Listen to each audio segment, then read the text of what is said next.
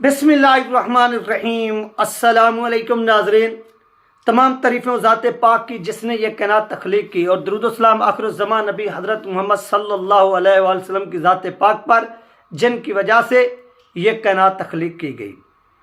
नाज़रीन, आज की वीडियो में हम बात करेंगे अल्लामा साद हुसैन रिज़वी साहब अचानक मंत्र आम से गायब क्यों हुए, इसके पीछे हुकूमत की चाल क्या है, और मुबारक सानी कादियानी केस को केस और रमज़ान में शैतानों के खेल खेलने की तैयारियां, ये तमाम चीज़ें हैं जो आप लोगों के साथ इस वीडियो के अंदर डिटेल के साथ शेयर होंगी।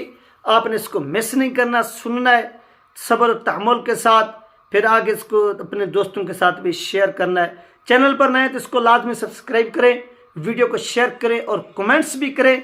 जितने भी बहन भाई देख रहे हैं, ये आपसे रिक्वेस्ट है। सबसे पहली बात नाज़रीन, हम चलते हैं यहाँ पर मुबारक सानी कादियानी केस के ऊपर के इस केस को 3 वीक्स के लिए मुलतवी क्यों किया गया है। यहाँ पर इसके ऊपर थोड़ी सी डिबेट करते हैं। आप देखें कि एक बल्ले का मामला होता है, बल्ले का मामला होता है, एक पॉलिटिकल पार्टी का मामला होता है। पाकिस्तान की 26 या 24 करोड़ जो आवाम है, इसका मामला नहीं होता।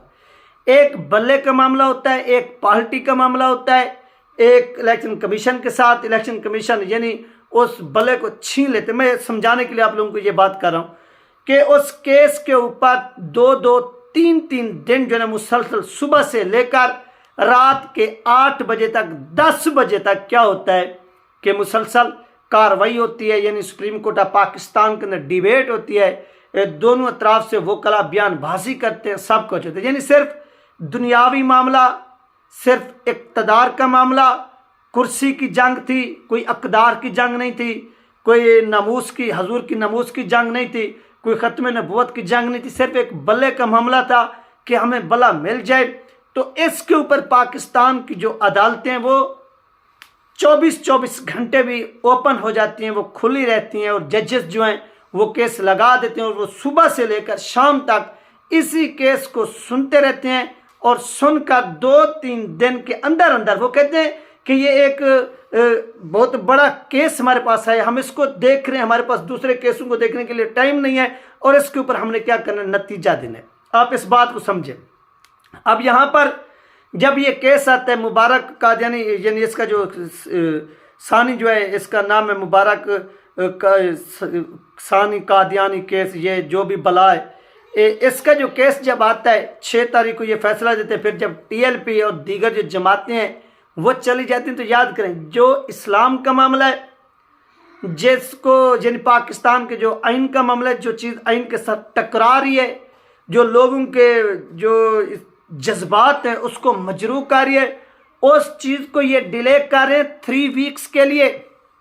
और उसमें कोई एक पार्टी फ्रीक नहीं, बल्कि इसमें पाकिस्तान की 24 करोड़ अवामी फ्रीक है, जिनका ख़त्म नबूवत के ऊपर अकीदा, ख़त्म नबूवत के ऊपर ईमान है, यकीन है। वो ऐसे समझ लें इस केस के साथ मुंसलिक के वो सारे के सारे इसमें फ्रीक है। यानी इतनी बड़ा हसास केस, उस केस को ये डिले करें 3 वीक्स के लिए। जब बल्ले का मामला आता है तो उसको 3 दिन के लिए ये क्या करते हैं, उससे उसी वक्त फैसला दे देते हैं। तो यहाँ पर ही आप संजीदगी देख लें कि आपके इदारे कितनी संजीदा हैं, वो कितनी संजीदगी के साथ इस केस को देख रहे हैं, जो सुन रहे हैं। अब बहुत से लोग जो हैं वो कहेंगे कि यार आप ये क्या कर रहे हो। मैं जो बात कर रहा हूँ वो बात आपको समझने में थोड़ी दिक्कत तो आ सकती है, लेकिन आप समझ सकते हैं अगर इसको गौर से आप सुने, आपको ज़रूर समझ। यानी एक आम केस जो सिर्फ बल्ले का मामला था, कुर्सी का मामला था, उसको 3 दिन में, जो पाकिस्तान के आइन का मसला है, जो पाकिस्तान की 24 करोड़ मुसलमानों का मसला है, जो ख़त्म नबूवत का ऊपर यकीन रखने वालों का, यानी जो लोग यकीन रखते हैं उनके ईमान का मसला आया, तो वहाँ पर उस चीज़ को 3 वीक्स के लिए डिले कर दिया जाता है। इतनी संजीदा है ये आपके लोग। यानी ये इतनी हसास मामला था, इसके ऊपर पाकिस्तान की अदालत रात के 1 बजे भी खुलकर इसके ऊपर डिबेट होती, इसके ऊपर जजेस अपना फैसला सुना देते। जितनी जल्दी हो सकता था इस चीज मामले को फिलफौर क्या करते, ख़त्म करते। कहने का मकसद ये है कि इसे फिलफौर हल करते, और हल करके कौम को सुना देते कि यार ये वाकई मिस्टेक हुई है, उसको हमने दुरुस्त कर लिया, बात ही ख़त्म। ठीक हो गया। लेकिन यहाँ पर ऐसा नहीं हुआ, बल्कि 3 वीक्स का टाइम दे दिया गया। उसकी रीज़न जो यहाँ पर ज़हीन लोग हैं, जो आगे की सोच रखते हैं, तो वो थोड़ा सुने।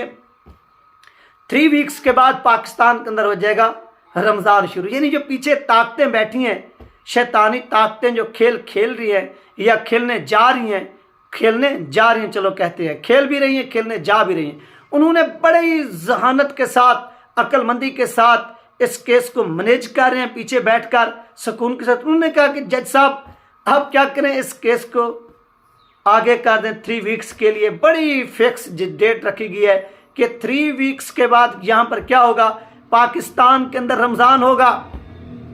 यानी लोग तरावियों में मशगूल होंगे, रोज़े रख रहे होंगे, और इस तरह उनकी तवज्जो उधर होगी, और इधर से आपने क्या करना है, डिसीजन दे देना है। जब आप डिसीजन देंगे तो उनका जो ख्याल है कि लोग उस, यानी डिसीजन तो लोगों को पता है जो आना है, जो लोग जानते हैं उनको मालूम है क्या डिसीजन आ रहा है, तो लोग इतनी जो है ना वो रद्द अमल नहीं देंगे, एहतजाज नहीं कर सकेंगे। यानी उस एहतजाज को बचने के लिए कि एहतजाज अगर होगा भी तो रोज़ों की वजह से एक वीकनेस एहतजाज वगैरह होगा, बस बाकी कोई सड़कों वगैरह पर इस तरह से मामलात नहीं बनेंगे। तो इस वजह से इस केस को क्या किया गया है, 3 वीक्स के लिए डिले किया गया और इसे रमज़ान में जानबूझकर रखा गया है। और दूसरी तरफ से इसको रमज़ान में इस वजह से भी रखा गया है कि रमज़ान के अंदर फिर वो खेल खेला जाए, जो खेल आपको याद होगा 2021 के अंदर खेला गया।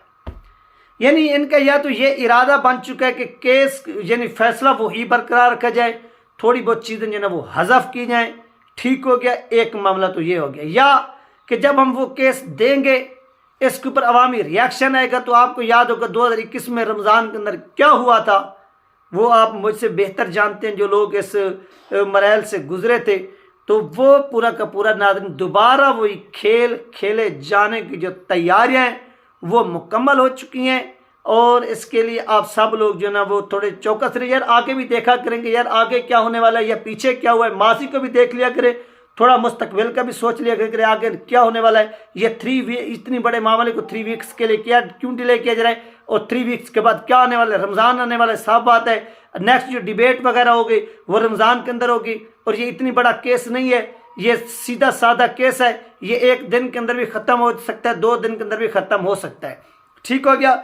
अब बहुत से दोस्त कह रहे हैं कि यार यहाँ पर अल्लामा साद हुसैन रिजवी साहब जो है ना वो अचानक मंजर आम से गायब क्यों हो गए।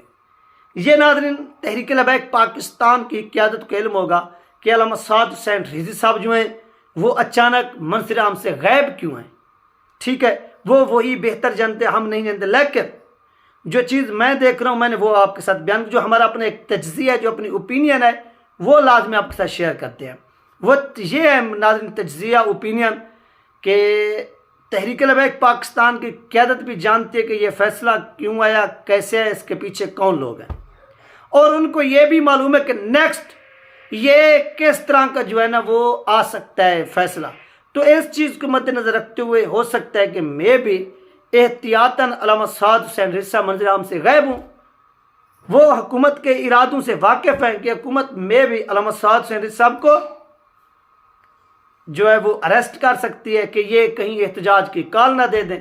अगर इन्होंने कॉल दे दी, ये बहर हुए, तो पाकिस्तान के अंदर आवाम का जो समंदर है वो सड़कों पर उमड़ आएगा, तो उसको फिर कंट्रोल करना हमारे बस से बाहर हो जाएगा।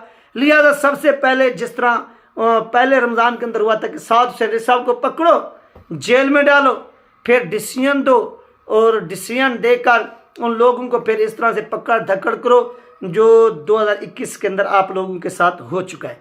तो ये नाज़रीन 21 और 22 के अंदर तो ये वो पूरा का पूरा खेल है जो इस वक्त तैयार हो चुका है और खेला जा रहा है, लेकिन लोगों को समझ नहीं आ रही। अल्लामा साद हुसैन रिजवी साहब से लोग पूछ रहे हैं कि वो मंजर आम से अचानक क्यों गायब हो गए। उनके गायब होने की वजह भी एक यही हो सकती है कि उनको कहा गया, यानी पार्टी की जानिब से कोई डिसीजन दिया गया हो कि सर आप खुद को थोड़ा महफूज रखें, आपकी अशद ज़रूरत है इस कौम को भी और आपके चाहने वालों को भी, आपके कारकुनान को भी, लिहाजा आप थोड़ी एहतियात कीजिए। आपकी एहतियात जो है वो लाजमी है। क्यों? क्योंकि ये जो डिसीजन आ रहे हैं, इन डिसीजन से अगर किसी को खौफ है तो वो आपसे आए। क्यों? क्योंकि आप न बिकने वाले न झुकने वाले, बाकियों को तो मनाना एक चुटकी का खेल है, उनको 2 सीटें देने हैं वो राज़ी हो जाएंगे, लेकिन साद शरीफ साहब एक असूल की सियासतकार हैं, इस वजह से उनके साथ ये डील वगैरह करना मुश्किल ही नहीं बल्कि नामुमकिन है। तो ये वो खेल है जो खेला जा रहा है, जो लोगों को समझ में अभी तक नहीं आ रहा। ये इतना अपडेट इंशाल्लाह मिलते हैं नेक्स्ट वीडियो में। अल्लाह हाफिज़।